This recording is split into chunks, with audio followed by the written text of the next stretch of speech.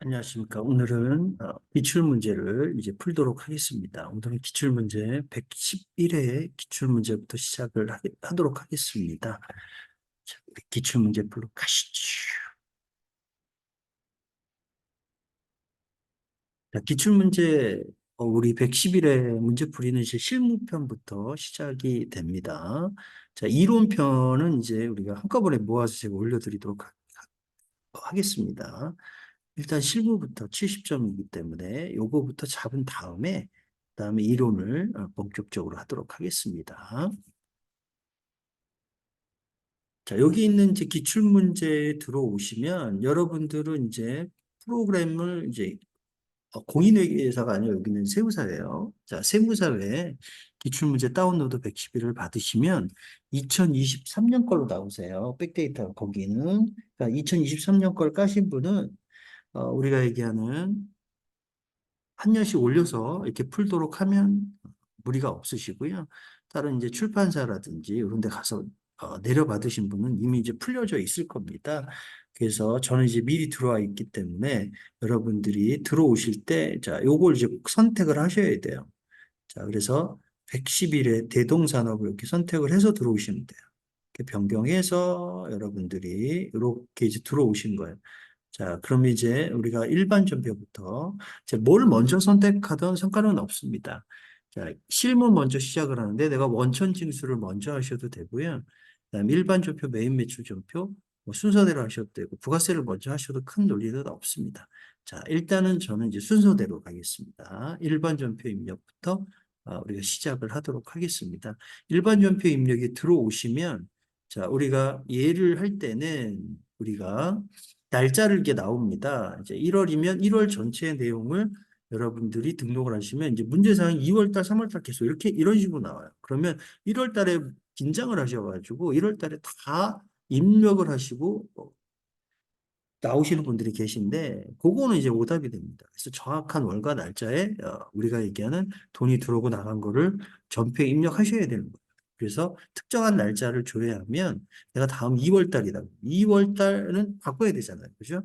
그래서 여기 바꾸게 되는 거니까 그렇게 하시면 될 것 같습니다. 자, 일단은 우리는 자, 전표부터 등록을 하셔야 되는 입장이니까 저는 이제 일반 전표 입력에 한번 가보도록 하겠습니다. 자, 일반 전표 입력에 보시면 얘는 지금 여러분들이 여기 유의사항이 있으세요. 대동산업이시고 유의사항을 조금 읽어보시면 이제 늘 읽는 거니까 자, 여러분 한번 읽어보도록 하겠습니다. 대체거래는 타기정의 대체라는 건 재고 자산을 다른 용도로 광고 선전비나 우리가 얘기하는 접대비라든지 뭐 기부금이라든지 이런 데 사용하셨으면 적용 8번 타계정의 대체를 반드시 넣으셔야 되는 거고요. 그다음에 거래처, 여기 있는 거래처 코드를 반드시 넣으셔야 되고요. 여기 이제 비용 처리할 때 계정 과목 어떤 걸 선택할 거냐? 그러면 생산부 뭐 이렇게 공장 이런 말은 500번대 경비에 대한 계정 과목 선택하시면 되는 거고요. 본사, 뭐 영업부, 마케팅부서, 인사부, 그러면 여러분이 800번대 우리가 판매비와 관리를 선택하시면 돼요. 우리는 500번하고 800번만 코드를 사용하셔야 됩니다. 영업일수 이제 900번대시고요. 자, 회계 처리를 이제 내가 모른다 그래서 계정 과목 조기 등록에서 만들어서 사용하시면 안 됩니다. 이 안에 있는 계정 과목을 사용하시면 되는 거고요. 자, 우리는 이제 1월 30일 날 거가 되기 때문에 1월 30일 날 이렇게 이제 우리를 치시면 해당되는 월에만 치시면 돼요. 1월 30일 날 거에 가장 중요한 핵심적인 단어는 당사의 제품 원가, 그다음에 시가 있는데 이 물건을 제조부의 생산부 직원에 대한 복리후생 목적으로 쓰였습니다. 복리후생 목적은 우리가 뭐가 되겠습니까? 복리후생비죠. 복리후생비. 자, 근데 복리후생비라는 물건에 대한 걸 쓰시게 되면 얘는 원가 반출입니다. 그리고 여기에 보시면 자 재화에 의한 공급 위제라는 건 이제 간주 공급에 해당되지 않는다라는 겁니다. 자, 우리가 그래서 원가 반출을 하셔야 된다라는 거. 그 재고 자산은 지금 다른 용도로 쓰였잖아요. 복리후생 목적, 뭐 광고비나 견본비, 기부금을 쓰면 얘가 원가 반출입니다. 자, 그래서 적요 8번 타계정의 대체를 반드시 넣으셔야 되는 거고요. 자, 그럼 차변에 복리후생비 500번대 경비 처리하시고 대변의 이제 제품이에요. 여기는 상품이면 상품. 그래서 저격칸에 여기에 타겟형의 대체를 넣으신다라는 겁니다. 자, 우리가 이제 분계 입력을 하시게 되면, 자, 우리는 이제 이렇게 하시면 되죠. 차변에 이제 3번, 4번을 넣으셔야 되는 거니까. 차변에 복리후생비, 복리후생비 이렇게 가시고 500번대. 자, 금액은 여기는 원가 반출이가 있잖아요. 5만 원이시고. 자, 그럼 대변의 제품입니다. 제품이라고 치시고요. 자, 150번 제품이고 이게 적용 8번에 해당되는 자, 여기 타계정의 대체라는 걸 누르셔야 돼요. 적용 8번 치시면 타계정의 대체 5만 원. 이런 식으로 여러분이 입력하셔야 됩니다. 아시겠죠? 그 다음은 자, 일반 전표에 우리가 해당되는 요소입니다. 자, 2번은 자, 우리가 얘기하는 LA은행으로부터 차입한 외화장기 차입금이에요. 외화장기 차입금에 대한 거를 차입금을 갚으시고 그날 이제 아, 지급하는 날 이자도 같이 지급을 하셨습니다. 갚을 때 원금과 이자 지급 같이 지급했기 때문에 자, 4월 1일 날 환율이 기준 환율로 계산하신 거고요. 외화장기 차입금 거래처 원장이 조회를 해보셔야 됩니다. 자, 4월 1일 날 일반 조표에 가서 조회해봤더니 그 금액이 이제 얼마 나오면 2,600만 원이 나오세요. 자, 4월 1일 날 여기에 조회해 보시면 자, 여기는 이제 우리가 전표에 나오지는 않고요. 이 환율이니까 얘는 이제 거래처에 대한 논리 원장에 조회하시면 요 2,600만 원이 나옵니다. 자, 그럼 이제 요거를 이제 여러분이 직접 조회하시는 문제예요. 이 부분은 거래처 원장에 가셔가지고 여기에다가 이렇게 이제 잔액에다가 커서 갖다 놓으시고 4월 이제 1월 1일부터 4월 1일까지 이렇게 보시면 됩니다. 계정 과목은 외화 장기차 입금으로 이렇게 올리시면 거래처는 미국 LA은행이라고 미국 이렇게 한 자만 치고 나오시네요. 그렇죠? 자, 그 다음 번호 똑같은 번호니까 이렇게 넣으시면 자, 2,600만 원 잔액이 남아 있으신 거예요. 자, 요거에 대한 회계 처리라고 보시면 되겠습니다. 자, 요거는 뚜껑 닫으시고요. 자, 일반 전표에 가셔가지고 우리는 4월 1일 날 자, 요 날짜에 이제 회계 처리를 하셔야 돼요. 금액은 자 이제 분개를 해보시면 얘가 이제 어떤 분개가 나와야 될지는 여러분 한번 같이 한번 보도록 할게요. 자, 그래서 차변에 외화장기 차입금 갚았잖아요. 그죠? 원금 자 2,600만 원이시고 이 보통 예금은 우리가 나갈 때 2만 불에 대한 기준 환율 1,400원을 곱한 금액 2,800만 하고 그 당시 이자 800불에 대해서 1,400원에 기준 환율을 계산하셔야 됩니다. 자, 그래서 여러분이 2,912만 원이 나오시는 거고요. 자, 이자 나가면 별도로 계산하셔야 되고 환가를 하신 거예요. 이제 돈을 바꿨잖아요. 원화로. 그렇기 때문에 얘는 우리가 얘기하는 외환 차손입니다. 더 많이 갚게 되는 겁니다. 돈이 더 많이 나가셨어요. 그래서 외환 차손이라는 계정 과목이 나와야 맞습니다. 자, 우리는 이제 계정 과목을 선택을 해주셔야 되고, 자, 대변 거 먼저 하셔야 돼요. 대변에 우리는 보통 예금 나갔다. 자, 은행명은 안 나서요. 냅두시고요. 우리가 2,912만 원에 이자까지 포함된 금액으로 여러분들이 나오신다라는 거. 자, 그 다음은 이제 우리가 얘기하는 외화장기차 입금이죠. 차변에 자, 외화 장기 차입금. 자, 외화 장기 차입금은 여러분들 뭐 하냐면 얘도 거래처 등록하셔야 됩니다. 이거 안 하면 당첨이시죠. 그래서 여기는 원금이 얼마입니까? 2,600만 원. 자, 그럼 차변에 이자도 나가셨죠? 자, 이자 비용이시고, 자, 이자 비용은 우리 800불에 대한 이자 계산하신 거 1,400원으로. 그래서 112만 원이 해당되시는 거고요. 차변에 얘는 외환차 손이 되시는 거죠. 외환차손 이렇게 회계 처리가 되십니다. 자, 2분계는 이렇게 정리가 되시는 거고요. 자, 그 다음은 이제 날짜가 5월 6일자입니다. 5월 6일 날 영업부 사원에게 4월 2일에 아래와 같은 주식 주식회사 사무실에 사용하기 위해서 뭔가를 이제 하신 거예요. 그죠? 부동산 임대 계약하시면 우리 임대차는 임차보증금이라고 계정과목을 사용하시는 거예요.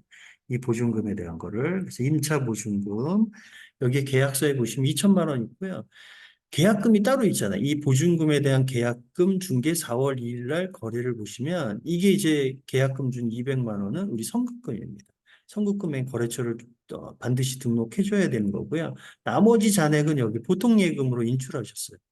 자, 그래서 우리는 5월 6일 날짜로 들어갑니다. 이렇게 들어가시면 차변에는 뭐가 되신다고요? 임차 보증금. 임대차 계약을 맺어가지고 계약을 하셨기 때문에 우리는 임차 보증금이라는 계정 과목을 사용하면 되겠습니다. 임차 보증금. 우리는 싸우 관리하셔야 된다는 거. 여기는 명당입니다. 이렇게 넣으시고 차변에 2천만 원 넣으시고 대변에 우리는 보통 예금이죠. 보통 예금. 그렇지 없습니다. 건너뛰시고. 보통 예금은 1,800만 원이시고 대변에 나머지는 계약금 미리 준 거니까 우리 선급금이라고 해요. 선급금도 거래처 등록 반드시 넣으셔야 돼요.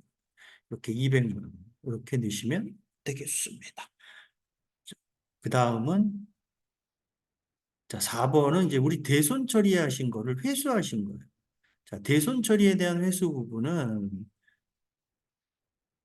돌려받은 돈이 얼마를 돌려받았는지, 대손세 공제를 받았는지 안 받았는지에 따라 회계 처리가 조금 바뀌십니다.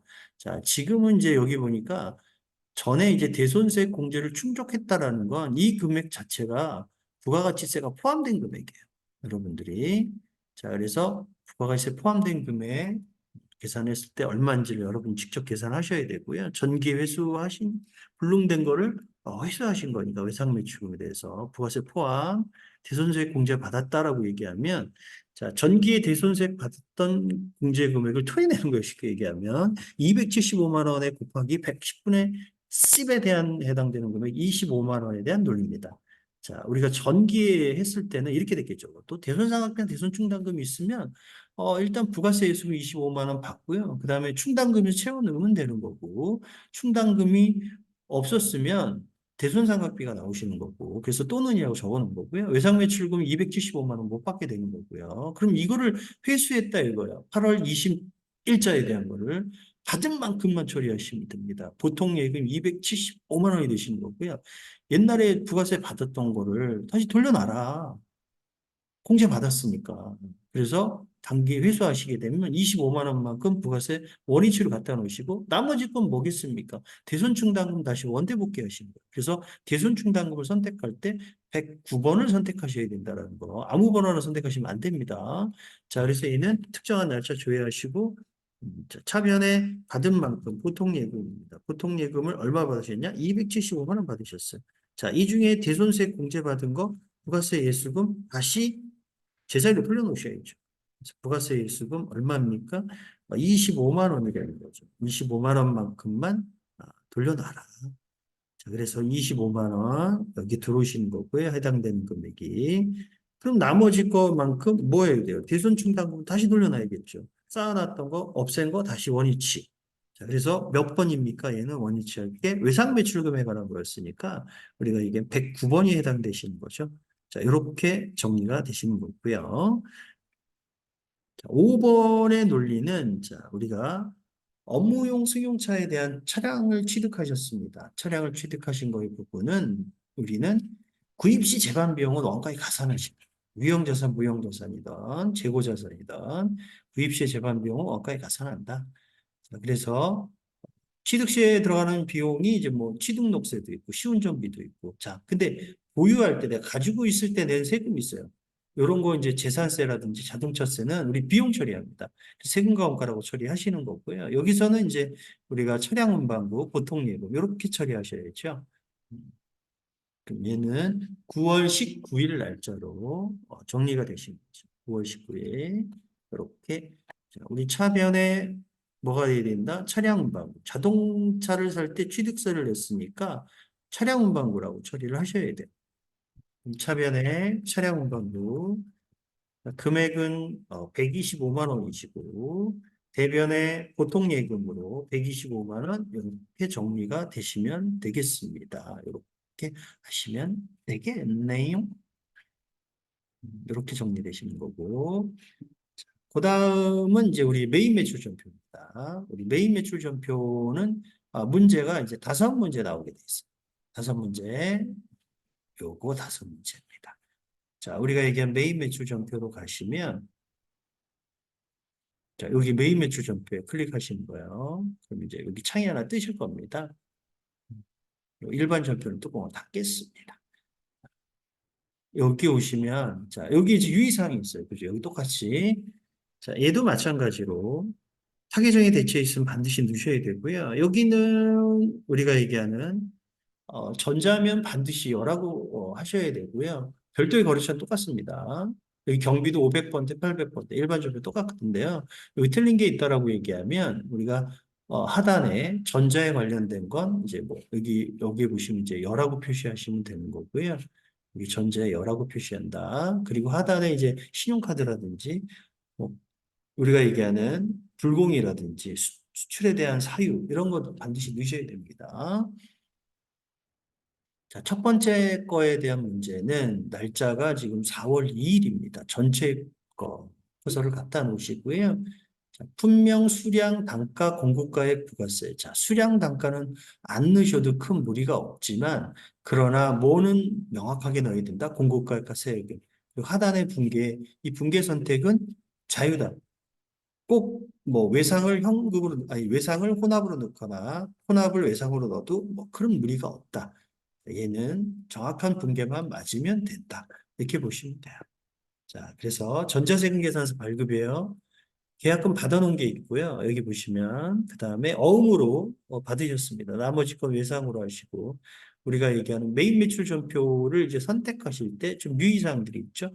메인 매출 구분을 일단 먼저 하고 그 다음에 유형을 선택을 빨리 하셔야 돼요. 이게 매출인지 매입인지 세금 계산서를 확인하시고 11번이 아니면 다른 거. 그죠? 세금계산서 아닌 것들은 여러분이 카드면 17번 이런 식으로 빨리빨리 유형을 선택하셔야 되는 거고요. 그다음에 부가가치세 금액이 별도냐 제외냐에 따라 공급가액이 변합니다. 이 부가세가. 그래서 제외, 별도, 뭐 포함 이런 거를 잘 보셔야 되는 거고요. 품목, 그다음에 수량 곱하기 단가는 자동으로 공급가액세액이 나오는 거니까 큰 무리는 없습니다. 거래처 당연히 넣으셔야 되는 거고요. 공급처 여기. 코드에서 그 다음에 전자의 열하고 발급 열하고 하셔야 되고요. 자, 하단에 이제 우리가 분계 선택할 때 여러 개가 있습니다. 이렇게 외상이냐, 현금이냐, 혼합이냐, 카드냐 이런 식으로. 그 다음에 맨 마지막에 여기 분계 선택을 하면 원장에 가야 될 분계가 자동으로 생성이 되기 때문에 여러분들이 분계 선택을 명확하게 해주셔야 된다라는 거. 분계가 틀리면 또 그것도 오답이 되는 거죠. 자, 그래서 얘는 유형이 11번입니다. 전체 판매할 때 세금계산, 전자세금계산서 종이번. 자, 여기는 11번 과세 유형이 들어가시는 거고요. 네, 부가세 여기 나와 있는 5천만 원에 500만 원 거래처는 이제 넣어주시면 되고 전자니까 여구, 분계 선택은 혼합이다. 개선 과목이 여러 개 나옵니다. 그죠? 그래서 혼합을 선택했을 때 제품 매출, 부가세 일수금, 외상 매출금, 그다음에 어음 받은 거 있고요. 그다음 나머지는 여기 보시면 외상 매출금이 또 나왔네요. 자, 여러분들 여기 좀 잘못됐네요. 그렇죠? 저랑 같이 해보겠습니다. 자, 이게 복사가 좀 잘못됐어요. 실수 안 됐다. 이게 선수금인데 선수금. 선수금의 금액이 안 나와가지고 자, 우리는 자 유형을 11번입니다. 자, 여기다가 제품이라고 치시고요. 자, 우리 그다음에 수량 단가 없습니다. 공급가액 5천만 원이시고 500만 원 나오시고요. 거래처는 이렇게 거래처 집어 입력해 주시고 자, 요건 전자입니다. 그죠? 1번이었고요. 분계 선택은 혼합으로 이렇게 넣으시고 밑에 이제 제품 매출하고 부가세 일수금이 나옵니다. 자, 그러면 다음에 자, 차변에는 이제 뭐가 돼야 되냐면 우리 아까 여기 보시면 이게 있으셨잖아요. 여러분들이 계약금 받아놓은 게 있죠? 자, 선수금 정리하셔야죠. 선수금, 자, 200, 자, 선수금입니다. 아이고.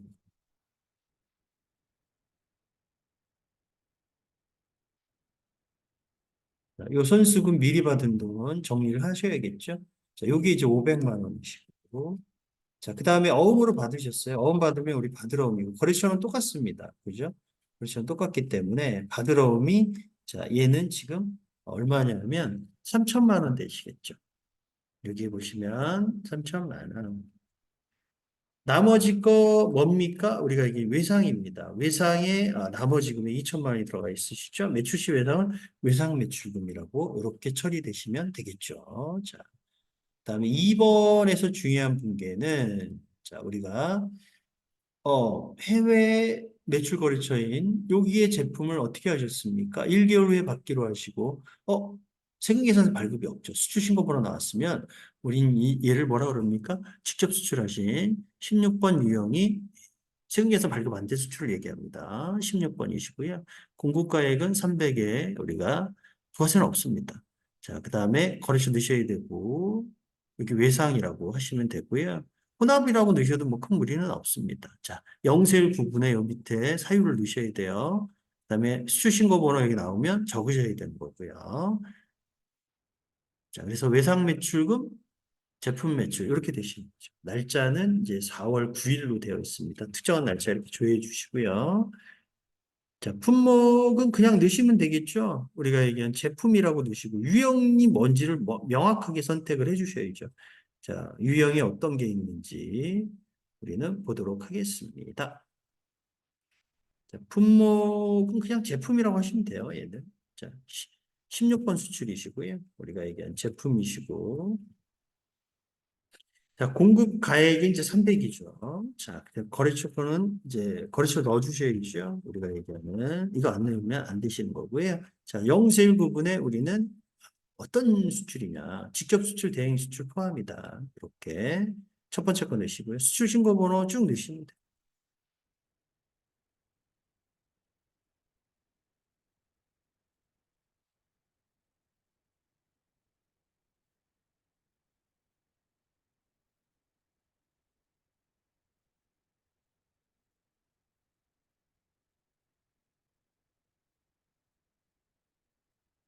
자, 이렇게 넣으시면 되고요. 자, 그 다음에 우리가 중요한 건 이제 분계 선택에 뭐냐 이거죠. 2번 외상이시죠. 이렇게 2번 외상, 외상 매출과 제품 매출이 이렇게 나오시면 되는 거고요. 자, 그 다음은 이제 우리가 5월 29일 날이죠. 5월 29일 날 이렇게 가시면 돼요. 5월 29일. 자, 유형을 어떤 걸로 넣을 거냐. 자, 얘네는 이제 유형을 제조부에, 영업부에 쓰신 돈이 각각 틀립니다. 그리고 카드로 결제하셨어요. 그렇기 때문에 얘는 우리가 카드로 넣을 때 조심해야 될 게 공급 대가요. 즉, 카드 현금 영수증은 간주 공급 건별 이런 거는 부가세 포함된 금액을 넣으셔야 돼요. 그래서 110만 원 여기 보시면 카드 안에 110만 원을 넣으셔야 됩니다. 일단은 세금계산서 아니면 그 다음에 뭐였습니까? 카드였습니다. 자, 그래서 얘는 57번 카드 과세가 되는 거고 110만 원 넣으셔야 100만 원, 10만 원 넣어주시는 거고요. 자, 그 다음에 우리 복리후생비 두 개를 넣으셔야 돼요. 자, 카드는 이제 카드사 넣으시면 되고요. 자, 그래서 우리는 얘는 우리가 얘기하는 유형이 57번 카드 과세고 자, 요거는 직원에 대한 식대입니다. 직원 식대. 직원 식대로 가셔야 되겠네요.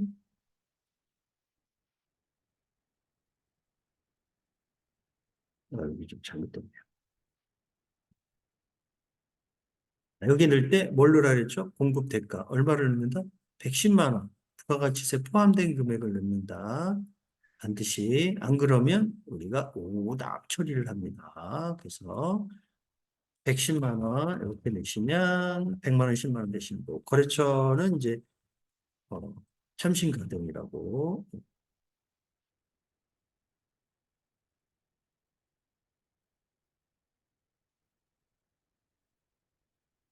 심사카드. 자, 그 다음 신용카드. 제일카드. 제일카드 넣으시고 자, 분계 선택은 카드는 카드로 간다. 이렇게 4번. 그래야지만 여기 미지급금의 제일카드가 잡히시는 거고요. 여기 원재료가 아니라 이제 복리후생비를 두 개 넣어야 된다 그랬잖아요. 자, 하나는 500번대. 자, 60만 원 넣으셔야 되는 거고 또 하나는 복리후생비 800번대 판매비와 관리비에 해당되는 거. 요거 넣으시면 되겠죠. 이렇게 정리되시는 거고요. 4번은 이제 우리가 얘는 6월 5일 날, 6월 5일 날 해당되는 날짜로 가시면 되겠네요. 6월 5일 날. 자, 여기에 중요한 핵심적인 단어들은 자, 정상적인 세금계산서에 대한 논리를 사왔는데 여기에 추치하셨습니다. 근데 보니까 얘가 어디에만 썼다라고 되어 있으세요? 면세사업에만 쓰셨어요. 이 과세 물건에 대해서 전자세금에서 취하신 부분을 대금은 보통예금하고 당좌예금 이렇게 돼 있으시고 당좌예금은 이제 수표를 발행했으니까 대변에 당좌예금 드시는 거고요. 우리가 자, 그래서 불공이에요. 세금계산서를 아무리 수취했지만 공제가 안 되는 항목에 들어가시기 때문에 우리는 불공사에 해당됩니다. 자, 그리고 나서 우리가 1억 1천만 원에 대해서 1억은 우리가 당좌예금 그리고 나머지 1천만 원은 보통예금에서 나가셨어요. 자, 그래서 얘는 유형이 이제 54번 불공되시는 거고요.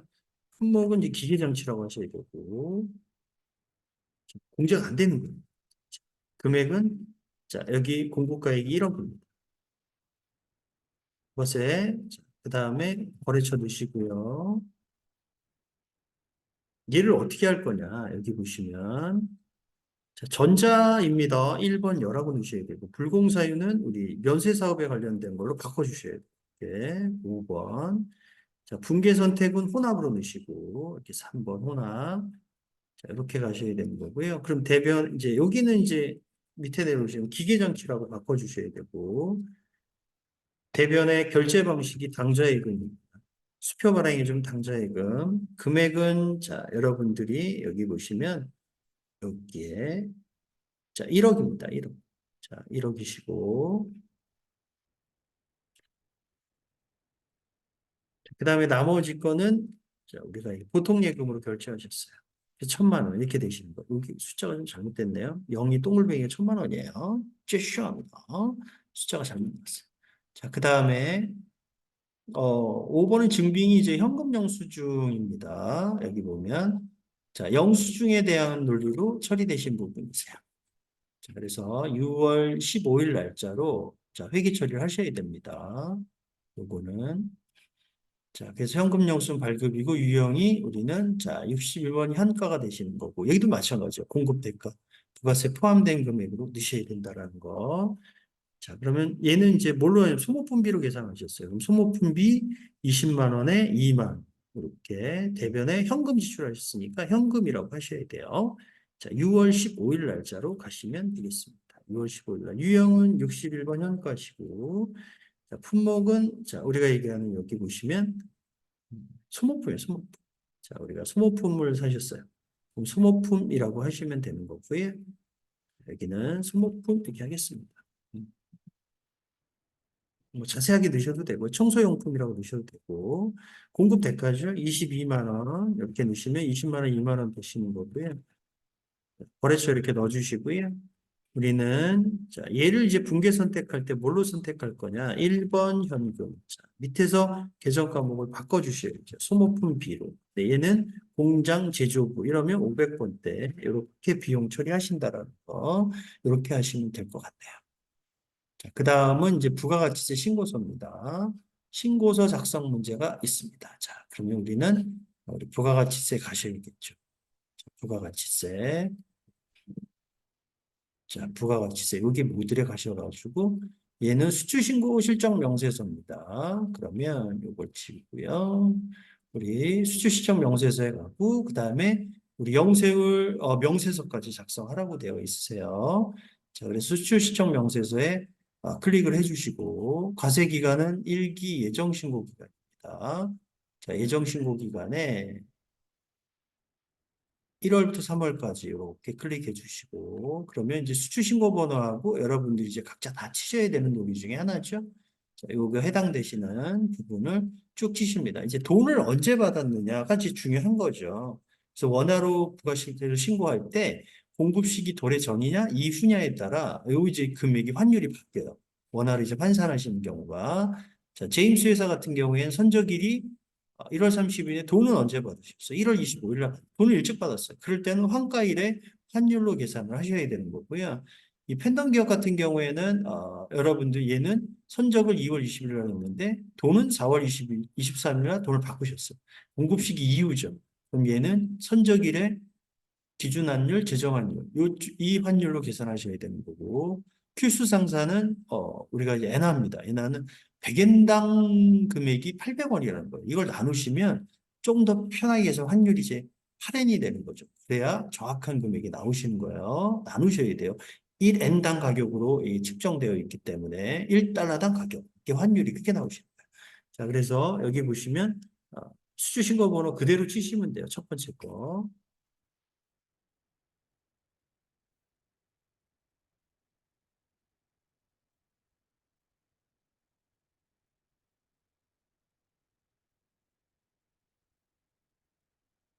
그 다음에 선적일 기저일은 2024년으로 하겠습니다. 얘는 24년 1월 31일 날. 자, 통화 코드는 F2번 누르시면 이렇게 나오세요. 해당되는 국가를 이렇게 치시면 돼요. 자, 미국이면 미국, USD 이렇게 되는 거고, 환율은 이제 일찍 받았으니까 환가일의 환율로 1,080원이 돼요. 이제 뒤에 소유점 신경 안 쓰셔도 됩니다. 얘는 이제 네 자리까지 구하게 돼 있어서 외화는 이제 10만 불이시고요. 이렇게 뒤에 두 자리도 신경 안 쓰셔도 되고, 자, 거래처가 나오면 입력할 거냐? 그럼 거래처 나왔을 때 자, F2번 눌러가지고 이 회사가 나와요. 그럼 이제 입력을 하시면 됩니다. 제임스사 입력 이렇게 해주시면 되고요. 자, 그 다음에 이제 두 번째 기업 그대로 넣으시면 되죠.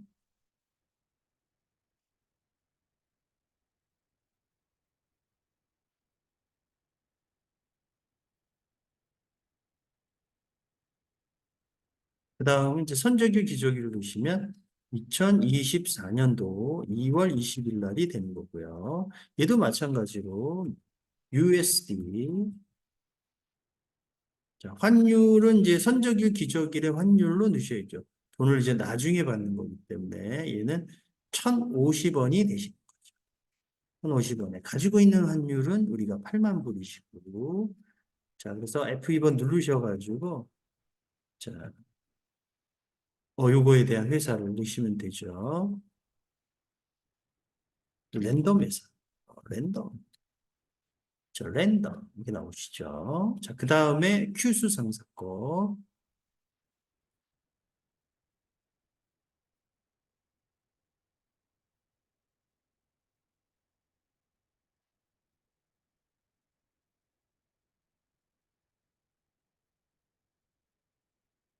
자, 선적일 기저일의 환율은 이제 2024년도 는 3월 18일 날. 자, 이게는 이제 1번 엔화입니다.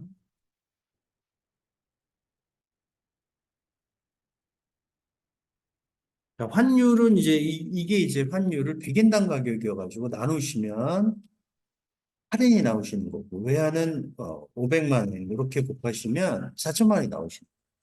그리고 F2번 누르셔가지고 규수, 규수 상사, 규수군요. 자, 이렇게 넣으시면 되겠습니다. 자, 그 다음에 이 금액이 이제 2억 3,200만 원이 이제 어디로 가셔야 되냐면 영세율에 대한 명세서에 가셔야 돼요.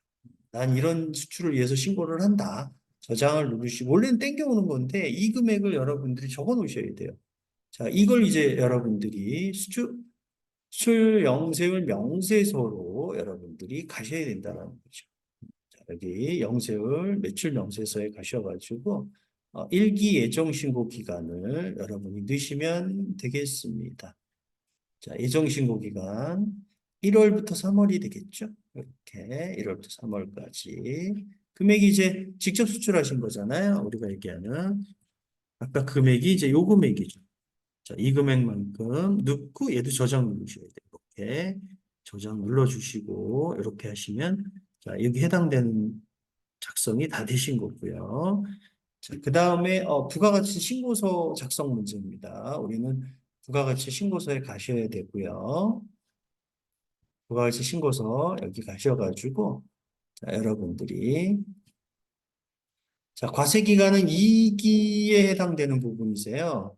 자, 2기 이익이 확정신고입니다. 우리 그러면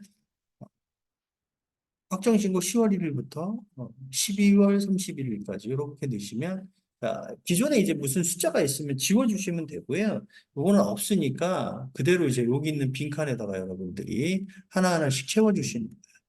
자, 우리가 얘기한 전자세금 계산서 발급, 신용카드 여기에 들어오셔야 되는 거고 그 다음에 수출하신 것 중에 이쪽에 그렇죠?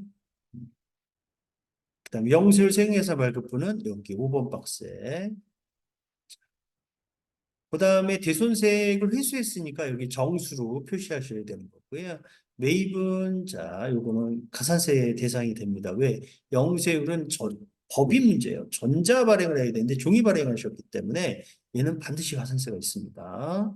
그다음 매입에 일반 매입이 있으시고 그다음에 이 중에 접대비에 관련된 게 있으니까 우리 불공에 다시 가야 된다. 공제받지 못할 매입 명세세 여기에 다시 가셔야 된다라는 거.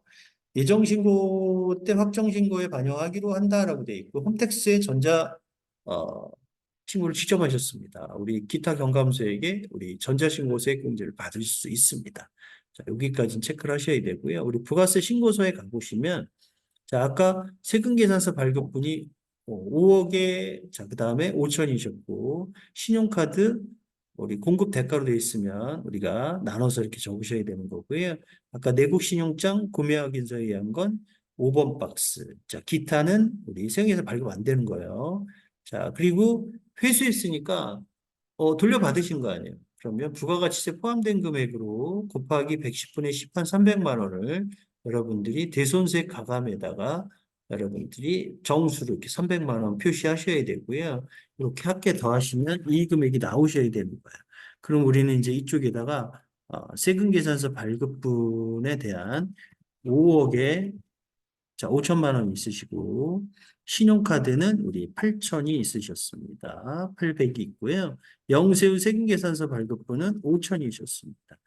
그 다음에 기타 직접 수출한 거 세금계산 발급 안 된 수출은 이쪽에 가시는 거고 대손세 가감은 마이너스 표시가 아니라 정수라 그러면 이렇게 플러스로 이게 플러스입니다. 정수로 표시하시게 돼 있는 거고요. 자, 그럼 아까 얘기한 이제 우리 매입에 관련된 게 뭐가 있었냐? 자, 우리가 매입 여기 세금계산서 일반 매입이 있으셨어요? 공제 안 되는 것도 있고요. 종이 수취분. 자, 정상적으로 세금계산 수취분 하신 겁니다. 얘는. 자, 그래서 일반 매입에 가시는 거고요. 일반 매입에 우리가 5천만 원에 5천, 여긴 5억 5천이죠. 그 5,500만 원 되시는 거고. 자, 예정신고 때 세금계산 수취분이 있으셨어요. 2천만 원에 200만 원이 있으셨고요. 자, 그 다음에 합계 나오시는 건데, 이 안에 공제가 안 되는 게 있다 그랬잖아요. 그래서 공제받지 못할 접대비, 업무 추진비, 기업 업무 추진비가 해당되기 3천에 300이 있다라는 거고. 자, 그 다음에 차감계는 이렇게 보시는 거고요. 우리 나중에 이제 매출세에서 매입세 뺀 거니까 요 금액이 나오신다라는 거죠.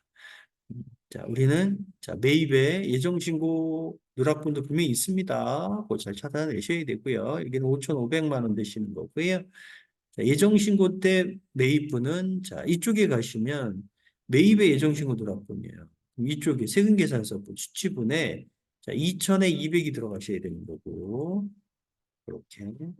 이렇게 들어가셔야 돼요. 자, 그 다음은 자 우리가 공제받지 못할 매입 명세서니까 이쪽에 가셔요. 이쪽에 자 공제 안 되는 게 3천이 있으셨습니다. 아까 그렇죠?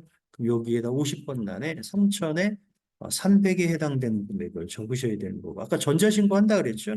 고려한다 그랬으니까 10,000원 미리 넣겠습니다. 요렇게 넣으셔야 되는 거고요. 자, 그리고 아까 공제받지 못할 매입세 요거 불공제 자, 전자신고 아까 매입의 세금계산 수치분 예정신고 누락분 정상적으로 세금계산 수치하신 거예요. 요거는 가산세가 없습니다. 적법하게 받으셨고요. 자, 신고서에만 누락된 논리로 보시는 거니까. 자, 그럼 이제 우리 가산세에 가셔야 되잖아요. 여기 가산세에 가시면, 여기 이제 해당되는 게, 우리 적격증빙에 대한 논리 중에, 우리 이제 세금계산 발급을 했는데, 법인은 이제 뭡니까? 의무입니다. 반드시 전자를 발행하게 되어 있으세요. 종이 발행하면 미발급 등에다가 여러분들이 5천만 원에 1%를 곱한 금액 50만 원의 가산세가 이제 적용이 되신다라고 보시면 돼요.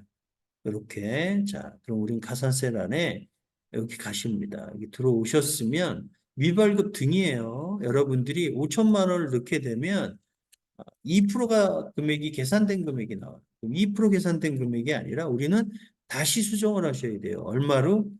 100만 원이 아니라 1%니까 50만 원만 해당이 되는 거예요. 그러니까 예외적으로 지연 발급에 넣고 50만 원 나와 1%니까 그렇게 하셔도 맞게는 해주는데 앞으로는 어떻게 될지 모르겠습니다. 그래서 미발급 등에 들어가셔야 된다라는 거. 자, 요러금 이제 요거까지 하신 게 우리는 전체적인 납부수액이 나오신다라고 보시면 되겠습니다. 음, 저는 이제 다음 시간 좀 쉬었다가 이어서 결산하고 우리 원천징수까지 2편에서 만나 뵙도록 하겠습니다.